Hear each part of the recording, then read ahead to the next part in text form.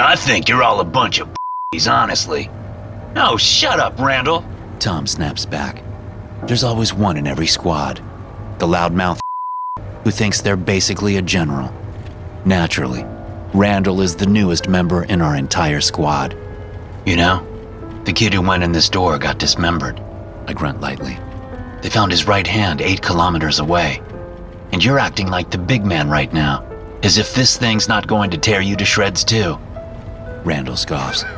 Yeah, but that kid didn't have one of these. He holds up his gun. The rest of the squad gives an audible groan from his macho display. The eternal question floats through the air again. Who's this trying to impress? Everyone ignores him yet again. We're sitting in the back of a covered van, waiting to arrive at the horror that summoned us there. The hard copy of the briefing lays on my lap. I've been through it a couple of times, but I run through it one more time. SCP-004, the 12 rusty keys in the door. A single barred door, SCP-004-1, and a chain of 12 keys, SCP-004-2 to SCP-004-13. Unknown if all keys fit into a single lock. Testing to be done. SCP-004-2 to SCP-004-13 to be collected from local authorities and Squad G to perform testing. One of the discovering juveniles found dismembered. Right hand recovered. Other pieces still missing. Extreme caution to be taken. I breathe a heavy exhale. Dismemberment. Whatever's inside the door is vicious. Randall may be showing off his big boy gun, but I'm just praying it's enough to make this thing stumble so I can get out in time. Guns aren't always enough. With some of these things, nothing we have is ever enough. Hey, Mick! A voice calls my attention. I look up. Tom staring directly at me. You all right? He asks me. I swallow hard and nod. Tom's intense stare stays fixed on me. He was with me on our last mission. He's not like Randall. He understands. It'll be fine, Mick. Tom says firmly. Just relax. I don't know how he can be so calm right now, but I smile stiffly at him and nod. Any squad that has Tom on it is a fortunate one. His calm demeanor helps me draw an appropriately deep breath. Then the van clatters to a stop underneath us. Oh, hell yeah! Randall crows, standing up expectantly. Everyone else starts slowly packing everything up. Tom looks at me intensely, and I nod at him again with another curt smile. After that, we exit the back of the van. Our superior walks in front of us all as we stand to attention. Their face is covered entirely by something reminiscent of a gas mask, with the letters SCP written boldly on their back as they pace in front of us. Their voice comes out through a voice changer. Your mission today is exceedingly simple. Our supervisor barks. In front of you all is SCP-004-1. It's believed to be extremely hostile. The only information we currently have on this phenomena is that it has killed one person, presumably more that have gone unreported. It appeared alongside these. Our superior holds a ring aloft. It's thick and studded with rust all over. From it hangs a number of thick, grimy keys. Each of those keys look brown for the amount of rust coating them. They're also thick and large, like the keys to a medieval dungeon. These keys are thought to fit into the singular lock at the front of the door. However, what lies behind that door, we do not know at this point. That is what you are here to put to the test. Our superior starts taking the keys off the ring, one by one. Due to the precedent of many SCPs we have faced before, They say. Each one of you will only be taking the lead on opening the door with one single key each, rather than selecting a leader amongst the squad. The remainder of you must act as backup. Anything that comes out of that door is presumed hostile. Therefore, you must kill on sight. Is that understood? Yes, sir! We all chant. Our superior begins walking towards us, keys in hand. Randall steps forward first, extending his hand for his key. He can't stop grinning like an idiot as he takes his key.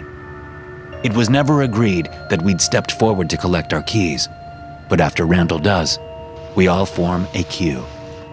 This is SCP-004-2. The superior says to Randall.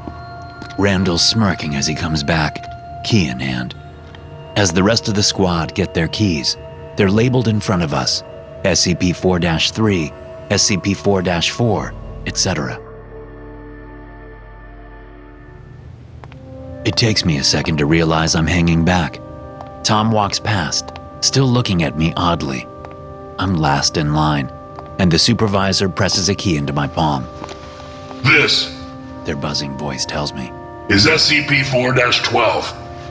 I nod, memorizing my number. As I walk back into the group, I hear the supervisor speak again. We will begin testing at 1500 sharp. Hell yeah. Randall mutters, grinning. Can't wait. You're a moron. Tom says, coming over to me. So, you got 12, did you? Yeah, I grunt, rolling it over in my palm. I was moving it around in my hand because the metal was odd in my hand. It felt like it was so cold that my skin was puckering under it. Which one did you get? I ask. I got 7. Tom answers, then frowns at my rolling hands. What's wrong? My key's ice cold. It's burning me. Tom just stares at me for a second in concern. Is your key doing anything? I ask. No. He answers. Nothing. Finally, it comes. 1500. As soon as it comes, our superior walks out and calls. It is now 1500. SCP-4-2, step forward.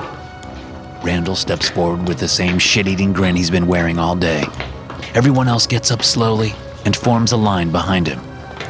Insert SCP-4-2 into SCP-4-1. The superior orders. The rest of you, brace yourselves for anything which may come out. I hear a dozen safeties click off the guns. I hold mine at the ready, finger off the trigger for now. Randall inserts the rusty key into the lock, and it turns with a massive ka-chunk.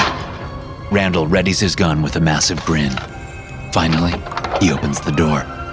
Inside is nothing. A completely white void, so white that my eyes start burning. We all aim our guns at the entranceway, but nothing leaps out at us. I hear Randall groan lightly. Step inside. Our superior barks. Randall strides into the blank white room. He walks in the middle of the room, looking around, waving his gun as he goes. After a second, he just shrugs at us. It's clear. Randall calls back. Very good, soldier. Our superior calls. Come back. Randall shrugs and starts walking back. Then he stops with a yelp. Little pinprick wounds form all over him, and blood starts flowing down his body. What the hell? Randall shrieks. Get ready. Our superior barks. We all walk forwards, guns outwards. When we get close to the door itself, something strong as steel stops our way. Everyone's looking confused, but when I look down, it looks like a needle of glass, shimmering almost invisibly in the bright white light. I aim down at the bits of glass, away from Randall, and open fire. There's something shattering glass, and the other members of the squad realize what I'm doing and follow suit. There's more shattering as we shoot. I hear Randall scream and gurgle in front of us all. I look up at him. Randall is standing up stiffly, head creaked backwards, arms forced out straight, hands wide on his tiptoes, almost taken off the ground. Those pinprick wounds have grown to the size of dinner plates. What's impaling him is still invisible. Randall shudders and gurgles, then lies still. As he does, the door suddenly swings closed. It slams in front of us all. For a second, there's nothing. Nothing is said, just silence. SCP-4-3, step forward. Our supervisor barks. Key number 2. One of our squad members inserts the key and turns it. Inside is a deep dark red, swirling with mist. We all hold our guns up. Our squad teammate walks in. She looks around herself. That's when blood red fog swoops into her uniform. It goes inside her vest and inside her clothing.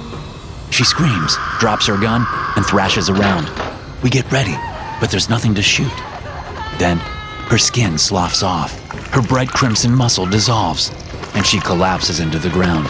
Then the door slams in her face. SCP-4-4, step forward. Key number 3. Our next member unlocks the door. He walks in with a maddened confidence, whipping his gun around. Come on, come on! He shouts, taunting the air. 100 pairs of eyes open at him. Get out of there! Tom roars. The squad member turns and starts sprinting back towards the door frame. We open fire over his head. A couple of eyes drop to the floor. They belong to something I've never seen before. A being with sharp teeth is propelled forward by tentacles. Those tentacles are little, but there are hundreds of them, and as they wrap around his legs, they yank him to the floor. He howls and turns his gun on the entity, but even all the ammo in the world wouldn't work. Soon, he's pulled into the blackness. The door slams. SCP-4-5, step forward. Key number 4. The door opens to total blackness. The squad member takes a deep breath and smiles at us all. Pleasure serving with you, gentlemen, She says. Then she walks in and falls. I don't know where she goes. She just blinks out of existence. Not even enough time to scream. The door slams again. SCP-4-6, step forward. Key number 5. When the door opens next, the bracing cold hits us all. It's a frozen wasteland in there. It's all white, but I can define shadows on the ground, telling me it's snow. We all shudder and retreat backwards a little. The squad member who opened the door looks at our superior. Go in. They bark at him. Oh, come on. We all know this one's going to freeze me solid. He protests. What's the point of me going in? The superior pulls a pistol and holds it at him. Our job is to explore SCP-4-1. Go in or be shot for cowardice. He hangs his head and walks in. As soon as he steps in, the snow creeps up around his legs and ankles. The ice crawls over his limbs and locks them. Soon, we have a perfect statue of a man, just as he predicted. The door slams. SCP-4-7, step forward. Key number 6. Maybe that'll be mine. I say to Tom. The frozen one. My keys still cold in my hand. Perhaps, Tom replies. but no two have been the same so far. Yours is after this one. I murmur to him. Are you okay? We all gotta die sometime. Tom replies with a sad smile. The next squad member inserts the key in the lock and turns. We stop our conversation and look over to the door as it opens. The squad member walks in with no hesitation. Tom's right. We're all going to die sometime. So what's the point in lingering? This one is also too dark to truly see, but there are overhanging vines. As he walks in, those same vines snap down and grab him. We all open fire at the plant-like creatures. They screech and release him. Get out! Get out of there! I scream. He turns and sprints. The ground opens up below him. He drops down with a screech and a snap as he lands. When I look down, I can see him in the gouge that has opened up. The roots stab into him. Dark red blood moves through the roots. Nick! My shoulder is grabbed. I'm pulled back in time for the door to slam again. Oh, God! I laugh breathlessly. That one almost killed two of us. Tom smiles weakly. SCP-4-8, step forward. Key number 7. Tom steps forward, key in hand. Just before he inserts it, he turns and smiles at me. Well, let's just hope that my death is sick as fuck, right? I give the weakest laugh I ever have in my life. Then my friend turns the key in the lock and steps in before we can truly observe the place. Tom's room looks like an old factory. There are wide concrete floors, crumbling brick walls, and a thick layer of dust covers the entire place. Tom walks in. He waits. In my imagination, I see the roof break in on him or something rusted shoots out from the floor and impales him. But in reality, nothing happens. There are no sounds from the inside. The only movement is Tom. So, he turns and walks back. Again, in my mind's eye, I see something dart out and kill him. but he crosses the threshold out of the door just fine. Well, Tom chuckles breathlessly. that was anticlimactic. He's joking, but I can see how sweaty and pale he is. Our superior nods sternly.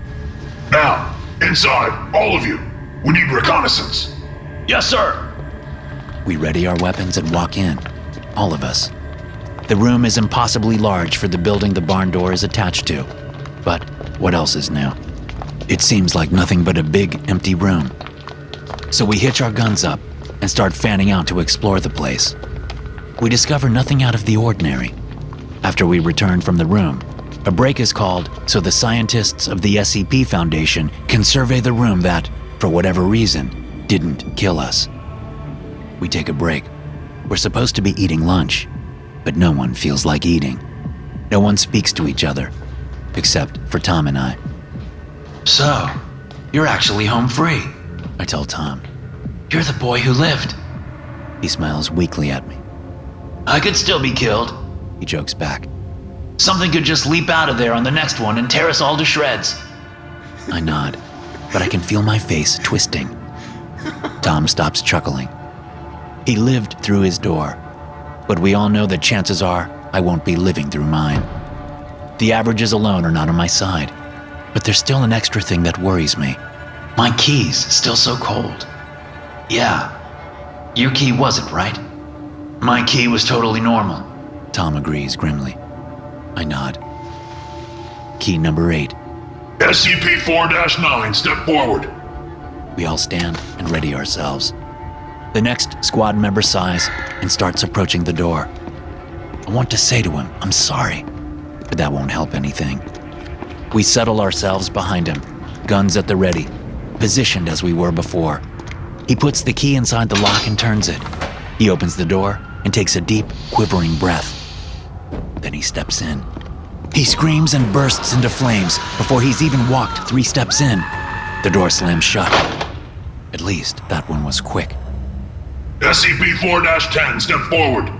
Key number 9. She's quaking with fear as she approaches the door. And even with the superior's gun at her back, she looks like she's about to bolt. But we all have guns on her.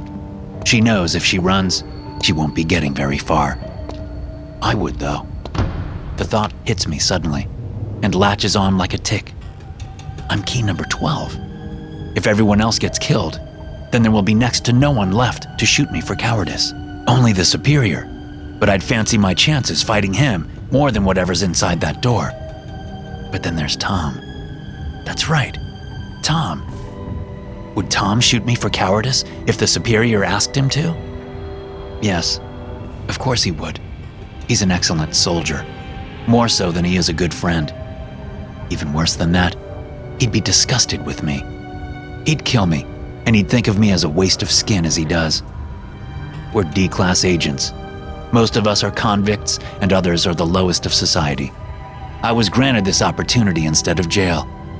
I'd say it's been worth it so far. And frankly, the deaths of these other D-class agents will mean more than the average person's death ever would. Their sacrifice goes towards knowledge which will keep the public safe from these things they'd never know, and should never know. I'm sure that's how Tom sees it. I suppose he's not wrong. I need to go in my door. The other agent has been persuaded and more accurately threatened into going in her own door.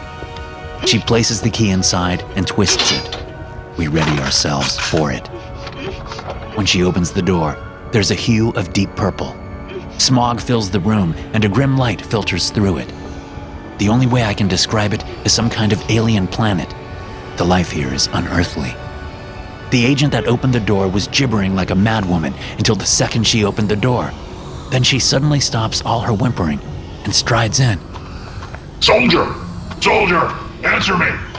Our superior shouts. She doesn't. She just continues striding forwards into the door. Then the door slams in front of us all. We look over to the superior. Don't go after her. She's probably as dead as the others. We shall log this one as another failure. SCP-4-11, step forward. Key number 10. The next agent turns the key in the lock, and we position ourselves behind him just like we did all the others. There are barely any of us left, though. As he walks in, his gun is hanging down by his waist. He doesn't even attempt to fight whatever's inside. I hold my breath, waiting, hoping that perhaps he'd walk right out again, like Tom did.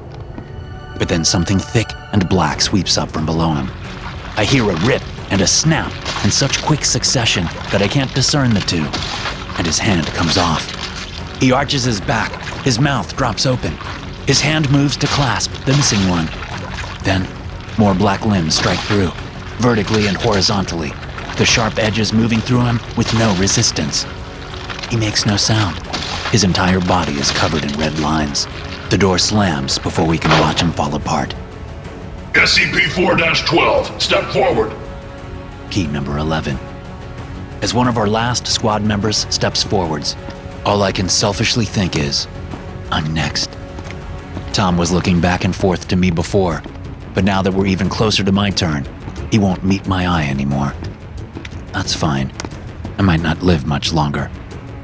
The next agent turns the key and walks in. The room is similar to one of the other agents. It's similar to the purple hue before, except this time, he doesn't just walk off. He freezes and looks up at the sky. Soldier, if you can hear me, then answer. The superior barks. Soldier! He doesn't respond, but I don't think anyone expected him to. Instead, he begins laughing. He's cackling with laughter, howling with laughter, and screaming with laughter. He falls to his knees, still screeching with manic sounds, and covers his head. Before anything else can happen, the door slams shut. Another failure. The superior murmurs and then looks to me. SCP-4-13, you're up. Key number 12.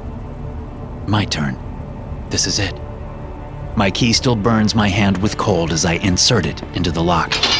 Before I turn it, I look at Tom and offer him a sad smile.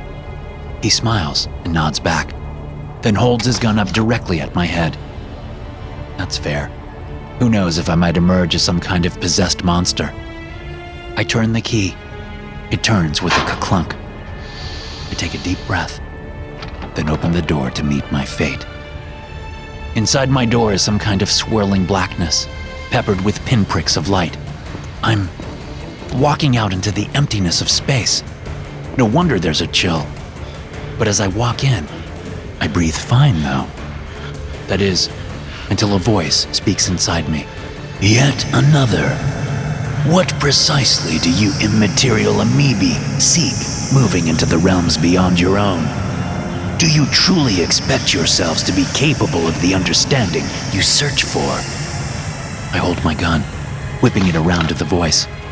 But it doesn't speak to me as much as rumble through me. It's like heavy bass shuddering in my chest cavity with every syllable the unknown entity speaks. Who are you? I try to call out, but my voice is stolen away in the vastness of space. I would deny you all what you seek, but granting you your ill-fated wishes offers more amusement to me. Before I can even question what it means, images fill my head. I see everything. I see the birth and death of stars, the formation and creation of all life. I see DNA forming, and the complete genocide of species after species, much more worthy of life than my own. It all happens in front of my eyes. I see humans live, die, and live again. I see the countless cycles of life, how they interlink and cycle constantly, how circular and pointless all life is, including mine, especially mine. All humans, worthy of nothing and are entertainment for the countless other beings I know of now. I see everything, and the more I see, the more I ache for the blissful ignorance of my former self, before I was aware of the agonizing, brutal meaninglessness of everything. I just can't see anymore. Stop it! Stop it, please! I'm begging you! Again, the emptiness of space steals my voice, but the entity gives a dark chuckle. Suddenly, I see something reminiscent of the voice's body. It's shining in all the colors of the nebula, studded with 100 jet black, unblinking yet all-seeing eyes. Appendages coil, and many split a grotesque form and laugh in the face of my misery. I drop my gun and cover my eyes. but I can still see it. I can't see. I can't see anymore. I can't see. I spin on my heel and start to sprint towards where the door was. The entity allows me to leave. Why would it bother to keep me behind? I can't do anything. No one can, as soon as it comes for us. Suddenly, there's something hard under my feet. Voices. Real voices. Ones which come in through my ears. Mick! Hey! Mick! You made it, buddy! Just hang on! I didn't. None of us will make it. I can't stop seeing it. All of it. Life. Death. Everything. That thing. Make it stop! Make it stop! Make it stop! My curled fingers snap up to my face. Dig into the soft, wet, squishy meat of my eyeballs. If I can't see everything! My nails bury under the moist flesh and tighten. The pain cracks through my skull, but it's nothing. There's space between my eyeballs and my eye sockets. I push my fingers in, harder, as hard as I can, forcing my fingers into my eyes, trying to pop them out. Then, my arm is grabbed and forced down to my side. Mick! Stop! No! I hear my voice scream. I can't see! I can't see anymore! Don't make me see it! Please!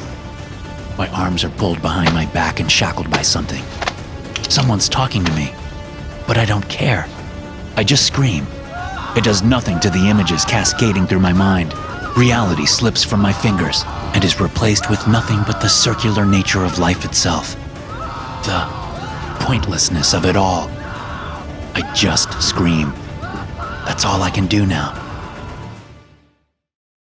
SCP-4 consists of an old wooden barn door, SCP-4-1, and a set of 12 rusted steel keys, SCP-4-2 through SCP-4-13. The door itself is the entrance to an abandoned factory.